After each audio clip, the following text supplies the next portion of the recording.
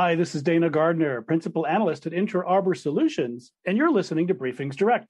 Now that hybrid work models have been the norm for a year, what's the long-term impact on worker productivity? Will the pandemic-induced shift to work from anywhere agility translate into increased employee benefits and better business outcomes over time? Stay with us now as we explore how a bellwether UK accounting services firm has shown how consistent, secure, and efficient digital work experiences lead to heightened team collaboration and creative new workflows. To learn more about the ways that distributed work models fuel innovation, we're now joined by our guests. We're here with Chris Madden, Director of IT and Operations for Creston Reeves LLP in the UK. Welcome, Chris. Thank you.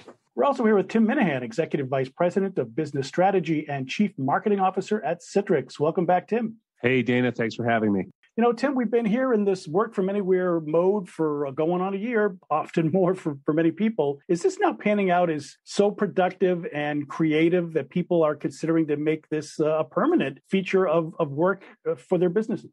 Yeah, certainly, Dana. You know, if there's one small iota of a silver lining in this global crisis we've all been going through together, it's that it certainly has shown a light on the importance of flexible and remote work models as companies are now rethinking the workforce strategies, rethinking the work models, as well as the role the office will play in this new world of work. And employees are too. You know, they're voting with their feet, moving out of high cost, high rent districts like San Francisco and New York, because they now realize that they can not only do their work effectively remotely, but they can actually be more productive, have a better work-life balance and the like. Just a few kind of data points that I think is important. This isn't a temporary shift. The pandemic has really opened folks' eyes to what's possible. In fact, in the latest Gartner study, 82% of executives now plan to make remote work and flexible work a more permanent part of their workforce and cost management strategies. And it's for very good business reasons, as the pandemic has proven that this distributed work model can significantly lower real estate and IT costs. But more importantly, the companies that we talk to, the most forward-looking ones, are realizing that more flexible work models can make them more attractive as an employer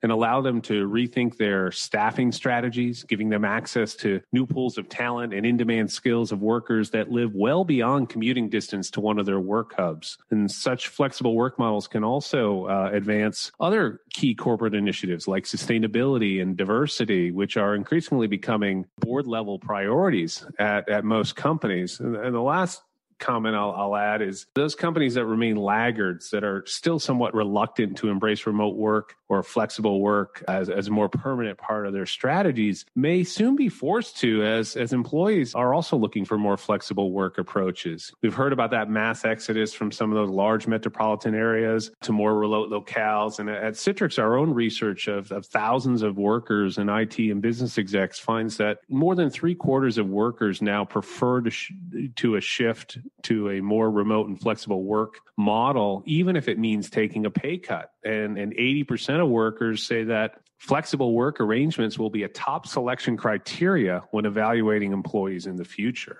So, Chris, based on your experience at Creston Reeves, do you agree that these changes to a more flexible and hybrid work location model are here to stay?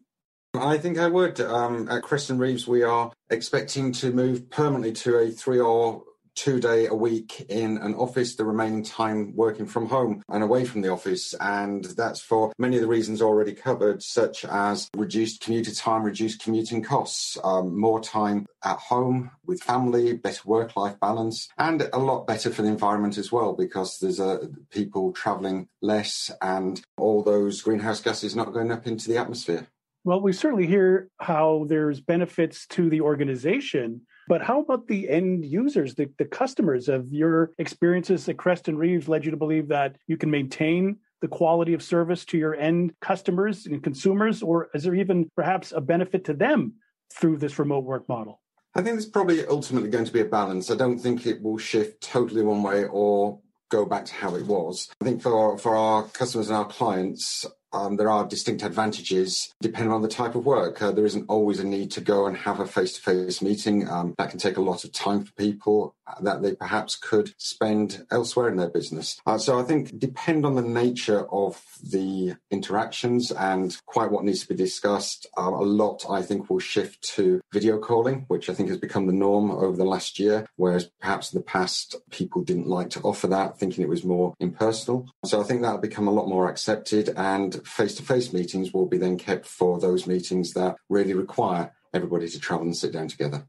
Yeah, it really sounds like we're into a more of a fit-for-purpose approach. If it's really necessary, that's fine. We can do it. But if it's not necessary, there are benefits perhaps to alleviating the pressure on people. Tell us, if you wouldn't mind, Chris, a little bit of the story about how your organization first operates, and then secondly, reacted to the pandemic and found itself perhaps exploring and experimenting in ways it hadn't before.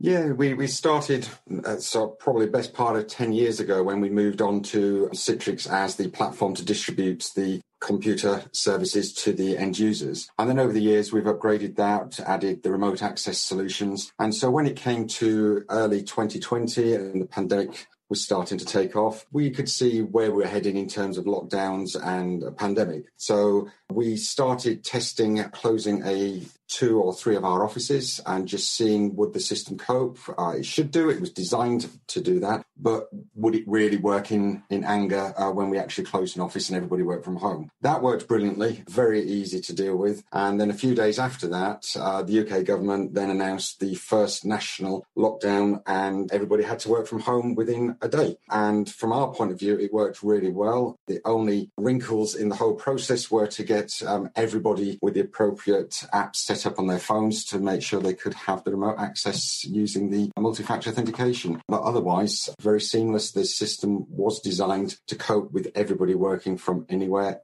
and it did.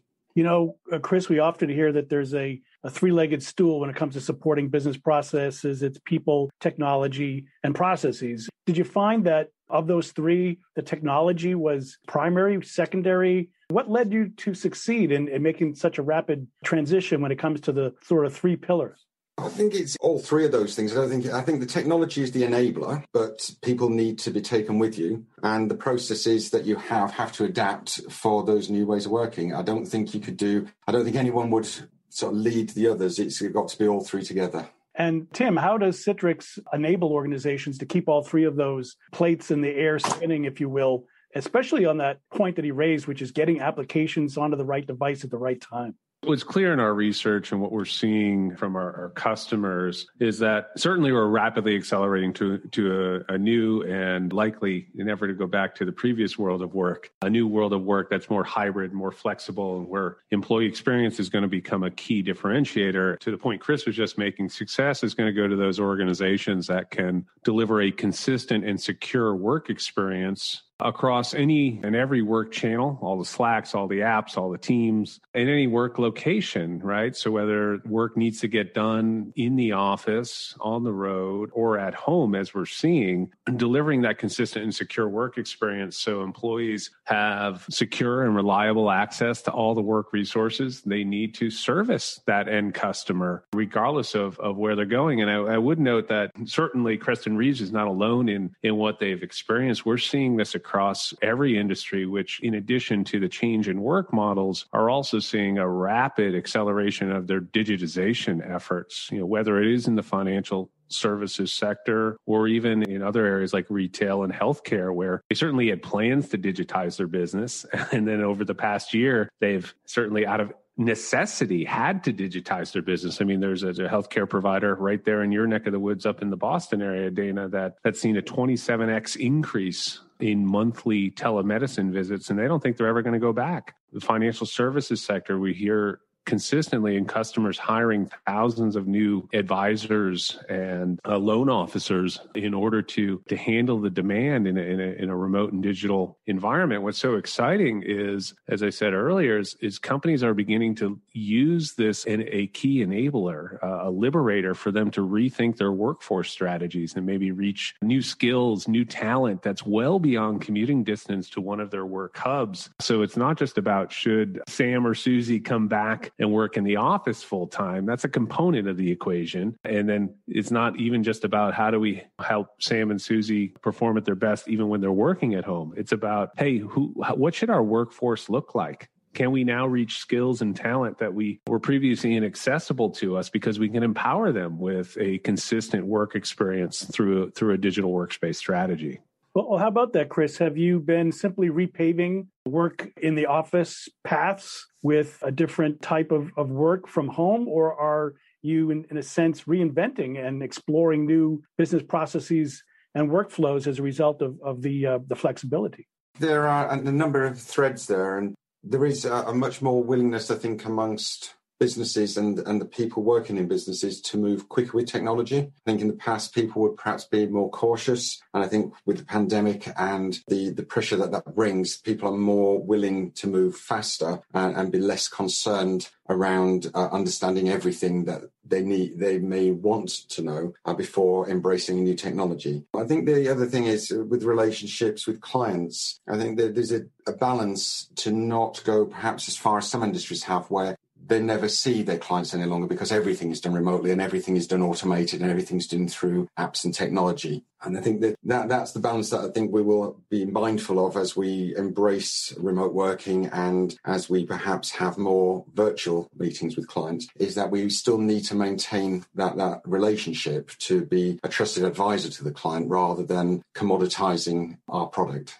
I suppose one of the benefits to the way the technology is designed and is working in practice is that you can turn the knobs. You can experiment with those relationships, and perhaps one client will require a certain value towards in-person and face-to-face engagements. Another might not, but the fact that the technology can accommodate that and be dynamic and shift gives us, I think, some powerful tools. Absolutely. I think that is the key, is that for those clients who perhaps really want to embrace the modern world and do everything digitally, there is a solution. If a client would still like to perhaps be very traditional and have lots of invoices and things on paper and send those in to their accountant, that too can be accommodated. But it's about moving the industry forward over time. And so gradually I can see that technology will become a bigger contributor to the overall service that we provide, and we'll probably deal with a lot of the basic accountancy work, producing an end result that a human then looks at, then provide the answer back to the client.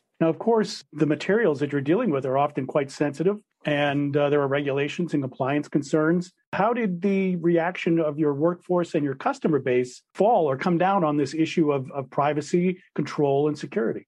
I think clients will generally, they trust that we will get it right and therefore are looking to us to provide the secure solution for them. So, for example, for those clients who perhaps have an awful lot of information to send us and can't come into an office at the moment to perhaps hand that over in whatever format that is, we can give them new technologies that they haven't used in the past, such as Citrix ShareFile, to actually share those documents with us securely and efficiently, but in a way that allows us to bring those documents into our systems and into the softwares that we need to use to produce the accounts and the audit for the client. Tim, you mentioned earlier that sometimes when people are forced into a shift in behavior, that it's liberating. Has that been the case with people's perceptions around privacy and security as well?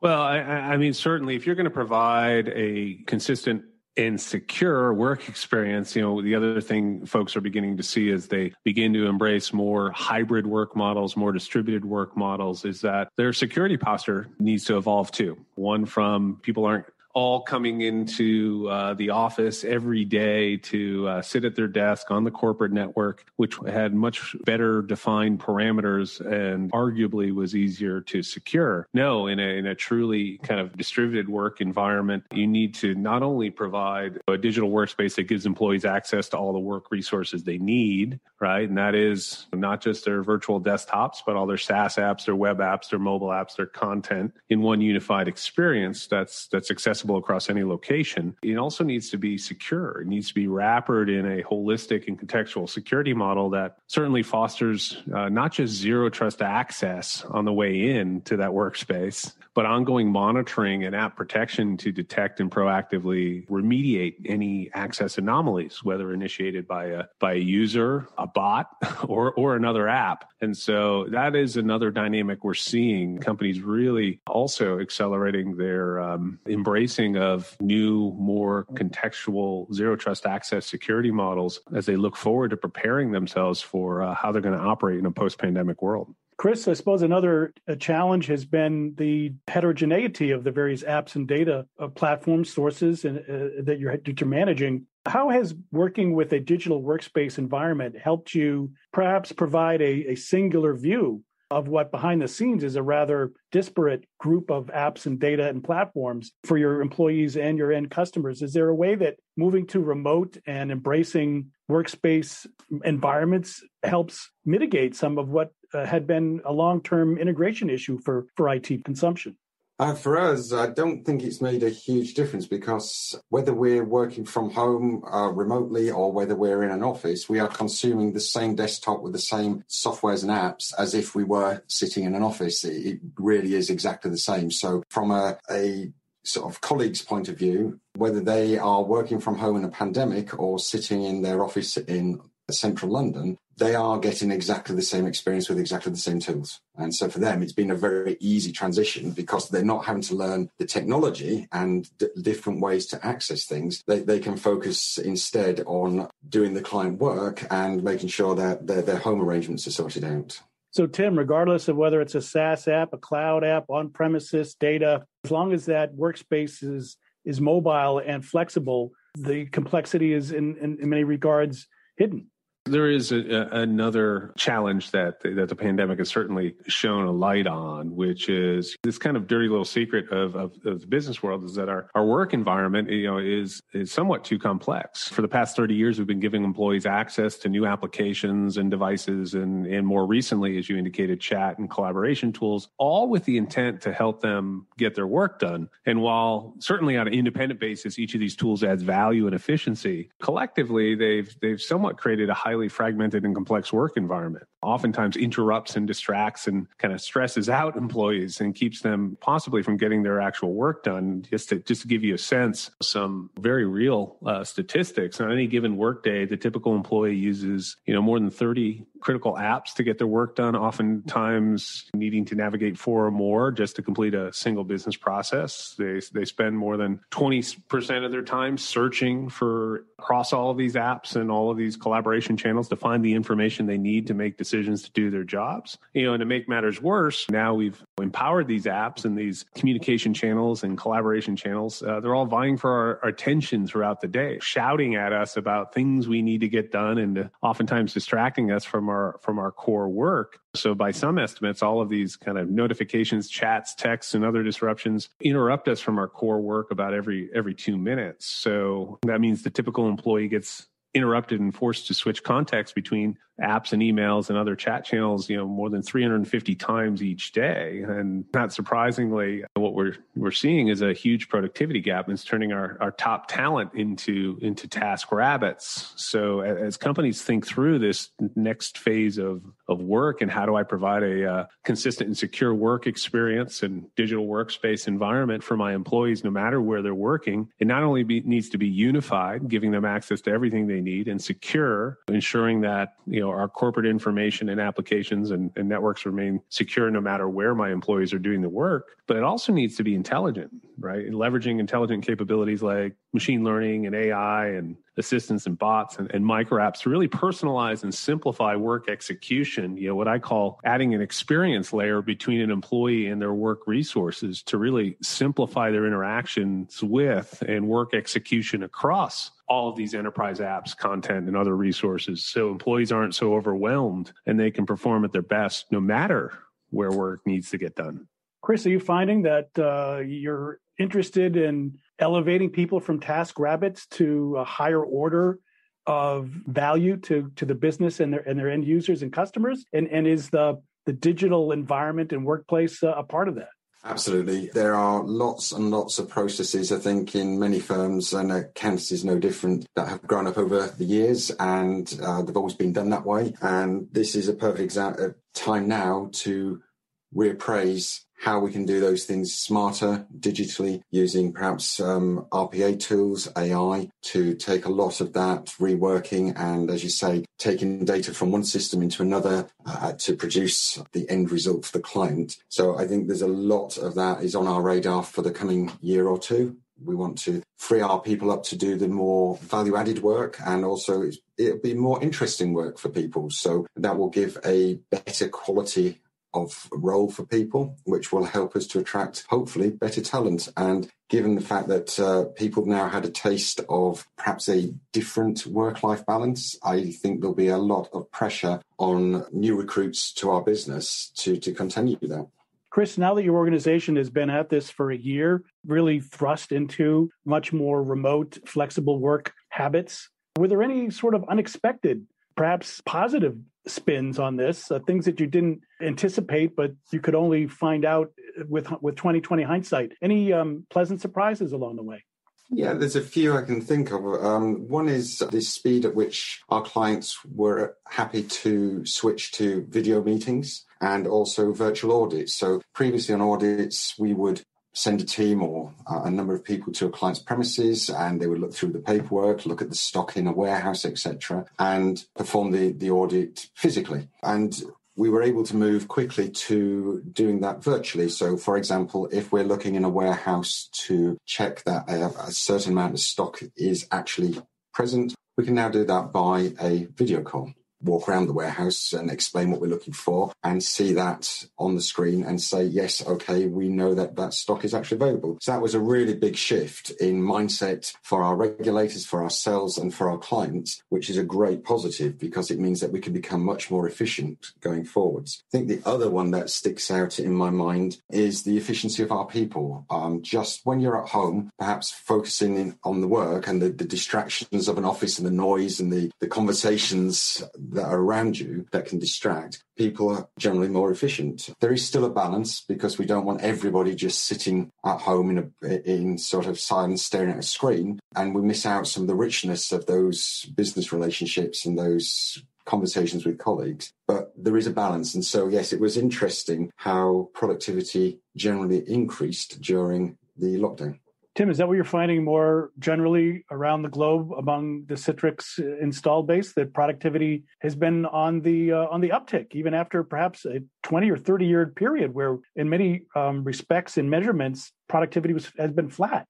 Yeah, certainly, Dana. That is a trend that we had been seeing for decades, right? Despite the introduction of more and more technology, employee productivity continued to trend down. That was ironically until the pandemic. You talk with employees, you talk with executives, and our own research shows that more than 80% of employees feel that they're as, if not more, productive when working from home for a lot of the reasons that Chris mentions and what they've seen there at Creston Reeves than they are when working in the office, and that has continued to sustain. It's introduced the need for more, I would say, collaborative work management tools in the work environment in order to foster and facilitate that higher level of engagement, that more efficient execution that we mentioned earlier. But overall, whether it's the need, the ability to avoid that commute, the ability to avoid distractions, employees are indeed seeing themselves as more productive. In fact, we're seeing a lot of customers now talk about how they need to rethink the role of the office, where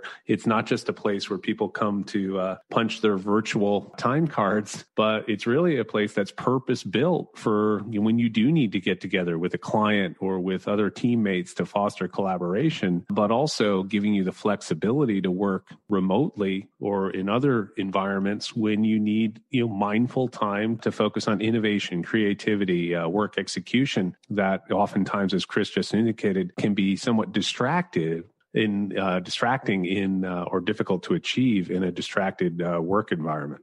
Well, great. Last question to Chris before we close out. One of the things that's interesting to me about your business is that you're in a relationship with so many companies, and you were forced to go digital very rapidly, but so were they. Is there an accelerant here because they've had to go digital, that you can do more together in the digital realm? You mentioned the virtual audits, I'm thinking that maybe there's a network effect here, but because all companies had to go digital based on the pandemic, it's opened the floodgates to more digital level interactions among and between them. And if there were laggards, that would have not happened. So is there a network effect that you can discern, Chris, from your interactions, that because your customers have gone digital, you could all be better digital interrelationed organizations together?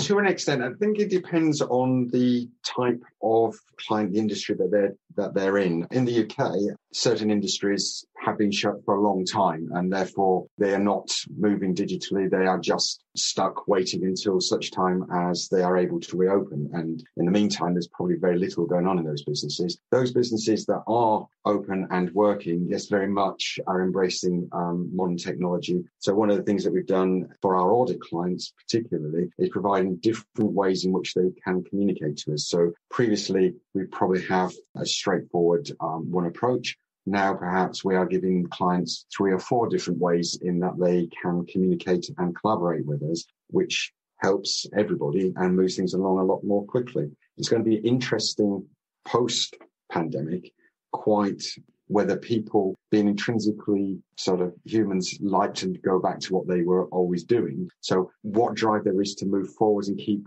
creating and becoming more digital versus the instinct, perhaps, to go back to how it was because that's how people are more comfortable. Yes, it'll be interesting to see if also there's an advantage to those who embrace digital methods more, and whether that causes a competitive advantage that the other organizations have to react to. So we're in for an interesting ride for a few more years yet, I'm afraid. Well, we'll have to leave it there. We've been listening to a sponsored BriefingsDirect discussion on how to work from anywhere and how that agility translates into often increased employee benefits, as well as better business outcomes. And we've learned how a bellwether UK accounting services firm delivers consistent, secure, and efficient digital work experiences for heightened team collaboration and improved work. So a big thank you to our guests. We've been here with Chris Madden, Director of IT and Operations for Creston Reeves LLP. Thank you so much for sharing your experiences, Chris. Thank you. It was my pleasure. And we've been here as well with Tim Minahan, Executive Vice President of Business Strategy and Chief Marketing Officer at Citrix. Thank you so much, Tim. Thanks, Dana. A great conversation. And a big thank you as well to our audience for joining this special BriefingsDirect remote work innovation discussion. I'm Dana Gardner, Principal Analyst at Inter Arbor Solutions, your host throughout the series of Citrix-sponsored BriefingsDirect discussions. Thanks again for listening. Please pass this along to your business community and do come back next time.